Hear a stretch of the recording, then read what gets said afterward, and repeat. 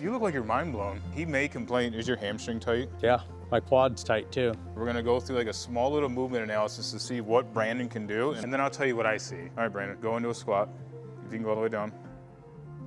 So he passed that with pretty good flying colors. That's one part of the test. We know he can squat, but that doesn't tell us why he has back pain. Okay, bring it back down, switch sides. So what are we testing here? Stability. He has to have stability to move. He's got to have the mobility to get into the position. He's got to have the motor control to be able to initiate and do it in a coordinated fashion. He's got to be symmetrical. Does he have enough balance to maintain that position? So with the squat, we tested it all, but that doesn't give us a full, distinct picture. Because if we looked at it as this, Brandon, you have back pain, right? Mm-hmm. But why is it when he squats, he passed all of them? So any other clinician would be like, okay, well, you passed balance, you passed squatting, I don't need to look at you anymore. That doesn't answer the question. The question is, why do you have back pain? So what am I specifically looking for? I tell people this all the time, just because you can touch your toes does not mean it's great. Anybody can touch their toes. What I'm looking for is a uniformity of the spine actually bending together.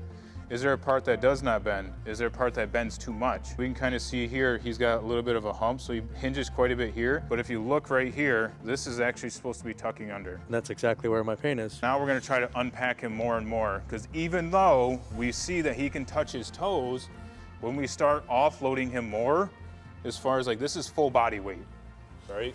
Now we're taking some of his body weight, but we're still loading his spine. That's where the nuances happen. Try to touch your toes if you can.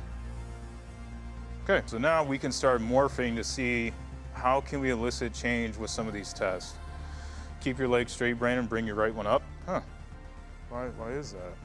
Why? He should be able to get this up higher, but he can touch his toes. What the heck? He's got a symmetrical problem now. All right, what I'm gonna have you do is bring this arm up, keep that, lift that leg.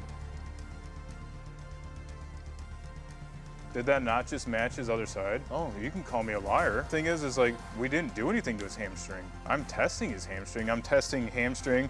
I'm testing hip flexion, and I'm testing his ability to stabilize on his lumbopelvic region, simply meaning his lumbar and pelvis meeting each other. You made me stabilize. That's what you did. Didn't do anything for his hamstring. So what did we do? Stability, we had to change.